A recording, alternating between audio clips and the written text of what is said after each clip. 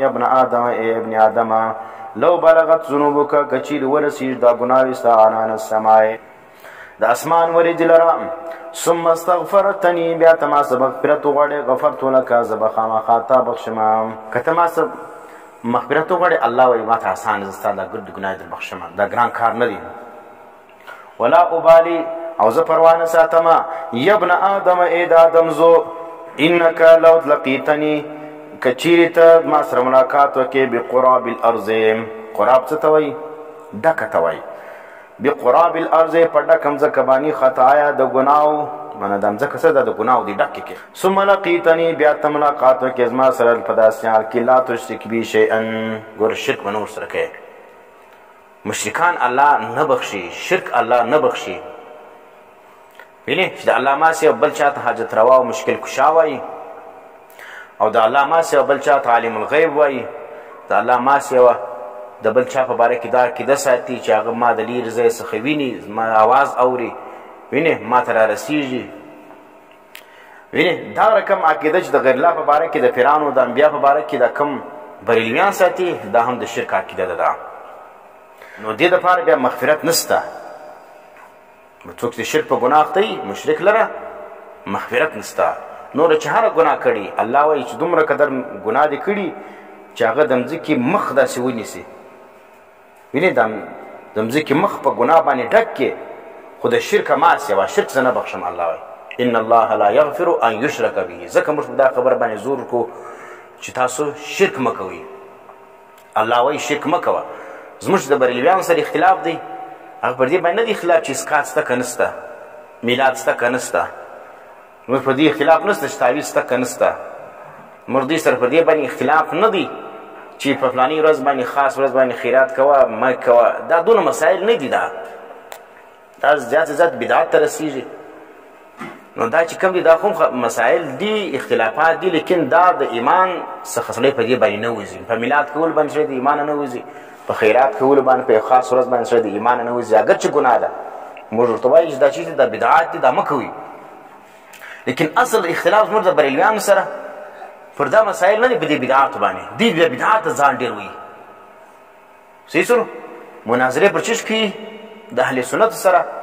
دوی پر دې باندې مناظره کوي چې میلاد شته که نسته اسکات شته که نسته او دا رقم چې کوم دی هغه پلاني ورځ باندې خیرات شته که نسته ختم شته که نسته اجتماعي دعا شته که نسته دوی پر دا باندې مناظرې کوي لیکن دا باندې مناظرې د دوی سره مناسب نه دي د دوی اصل شی چې دی خطرناکه شی دی هغه دا د عقیده د شرک ده دی اول ځان مؤمن ثابت کی خپل عقیده د ایمان او د توحید ثابت کی بیا موږ د سر په میلاد وګایو چې اوسره عقیده د شرک ډکوي څه کتابو کې هغه خبرې هغه شرکیات لیکلي چې کوم ابو جهل او ابو لهب هغه رقم شرک وي هغه شرک کوي لکه څنګه چې احمد رضا خان کوي هغه شرک د لیکلي یا د نظریې چې کوم پیر سیف الرحمن کوي هغه رقم د شرک عقیده ده او دا رقم چې کوم نسبت د دې مشرانو علماء دیوبند ته کړي دي اوس احمد رضا خان وایي ټول علماء دیوبند دا کافران دي دا ګستاخان رسول دي دا پیر سیف الرحمن څه وایي هغوی زه د احمد رضا خان د هرې خبرې تایید کوم صحیح سلو زموږ د پښتون بریلویان څه وایي موږ پیر سیف الرحمن منو دا ښه سړی ولو دا علی رحمه و دا خواجه صاحب ولو نو خواجه صاحب خو د علماء دیوبند ته کافران وایي ستا څه خیال دی ته د پیر سیف الرحمن په کوم شي کې تایید کوې سم دی ووایي چې پیر سیف الرحمن چې څه رقم علماء دیوبند ته کافران ویلي زه هم کافران ورته وایم لکه څنګه چې زما پلار احمد رضا خان کفار ورته ویلي وو زه هم کافران ورته وایم خو دلته د بیر غږ نه کوم دا د ګمراهي خبرې دي دا زه نه منم بیا پر پیر سیف الرحمن پر احمد رضا خان باندې د ګمراهي فتوا ولګوه ته وا دا هم ښه خلک د اهل سنت ولو دا علماو چې کوم دي پر دې باندې فتوا یې لګولې وه دوی سره ناجایزه کړې وه دوی ته ډېر تکلیفونه ورسولي وو اختلاف اولي زموږ د دوی سره پر دې بدعاتو نه دی دا ثانوي اختلاف دی زموږ د دوی سره دا اختلاف شته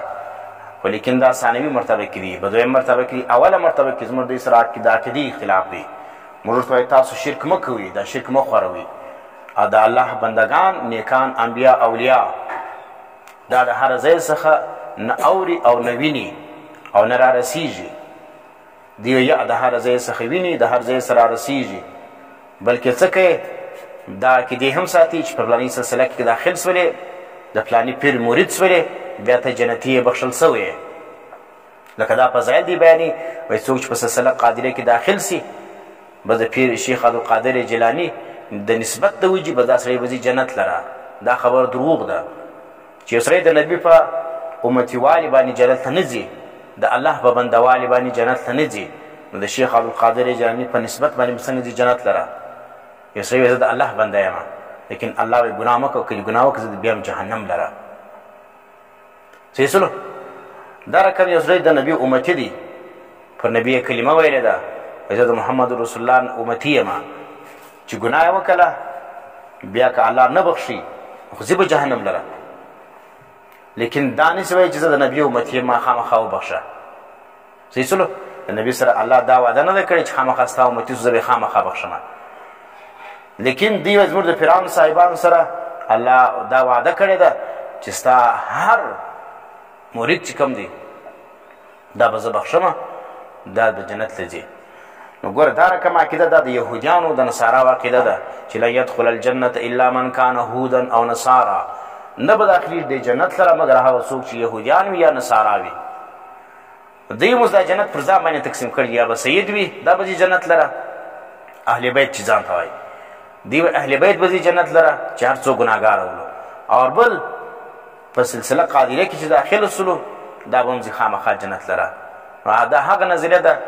په اسلام کې هم دوی دا قرابتداري چې کوم ده دا کمپرستي دا رقم داخله کړې ده، لکه څنګه چې په نورو مذهبو کې وله. اسلام کې چې کوم ده هغه و تقوا ته کتل کېږي و عمل ته کتل کېږي. ان اکرمکم عند الله اتقاکم، بېشکه په تاسو کې ډېر عزتمن هغه څوک دی چې هغه ډېر متقي وي. نو کمپرستي و دغه ته دغه نسته. نبي اسلام خپل لور ته وایي چې زه ستا څخه د الله عذاب نسم لرې کولی. وینې نو دا چې شو دا پاتو خبرې دي چې دغه چې کوم دی شرک دي زه کوم او زه به ځم جنت لره، د شرک عقیده به ساتم زه به ځم جنت لره. نو بریلویان دي دا خیال نه ساتي چې موږ به شرکیات کوو او دغه سره به ځو ډایرکټ جنت لره، په دا ذکرو باندې په دا غړمبهاري به موږ څیر ځو جنت له به ځو. دا ځګونه او دا ناړې چې سره غورځو او دا د مسجدو بې حرمتي کوو. په مسجد کې جګ جګ ګرځي، لنګوټه یو ځای پروت دی بل ځای پروت دي. صحیح سلو. پیسې راپورته کړي یو په بل کې سره یې لکېږي، وایي دا ذکر دی دا وجد دی دا، او بعضې بیا په یو ځای کې سره جمع سي خولیانې تسې کې نو ښکته ورپورته کېږي، غړمبهار یې شو کړي، وایي دا ذکر دی دا. صحیح سلو. دا رقم ذکرو باندې بیا ته جنت له نه سې تللی. صحیح سلو. ځکه عقیده دي دا ده چې د الله ما سوا بل څوک حاجت روا هم دی، مشکل کشا هم دی، اولادونه عمر کوي، طبي هم جوړوي، وینې مالداره کوي هم څوک او څوک ذلیله کوي هم، چاته نقصانونه هم رسوي، چاته فایدې هم رسوي. دا ګرد مفوق الاسباب دی بولي، وایي سبب به نه وي موجوده.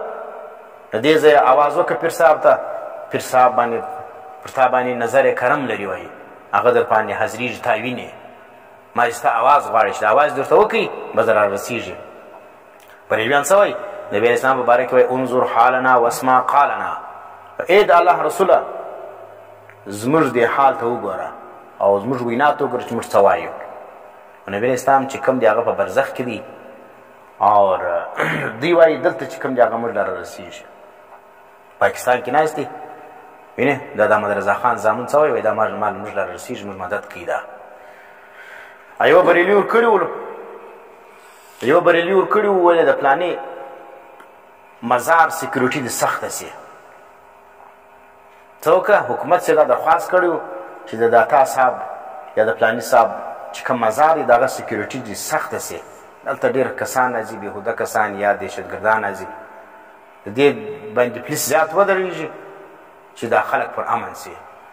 هلته دا عقیده ساتي چې داتا صاحب چې کوم دی هغه حاجت روا او مشکل کشا دی شي، د هر ځای راوننګی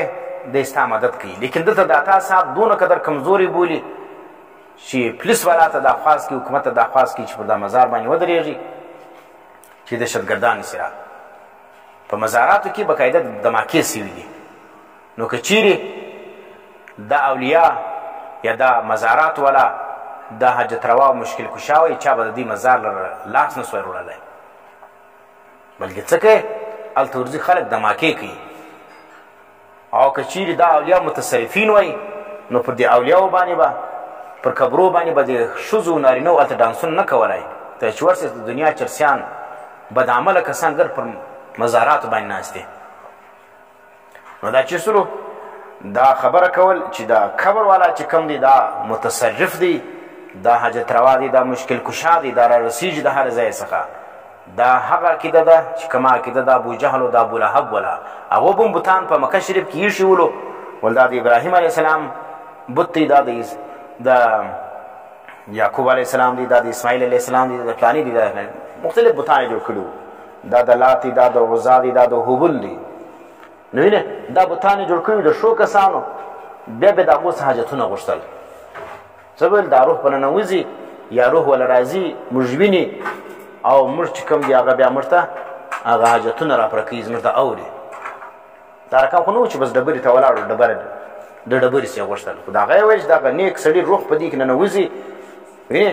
د هغه د بت په واسطه باندې دا به موږ خلک د بت ته ګورو هغه سړی به راپیادېږي نو به کیسه به برابره وي نو دلته هم دوی څه کوي دوی هم دغه زموږ د زمانې چې کوم بریلویان دي دا هم هغه رقم د مشرکین مکه و رقم شرک باندې اخته دي او دوی را روان دي پر میلادو باندې مناظرې کوي دا د مناظرې د میلاد وړ نه دي دا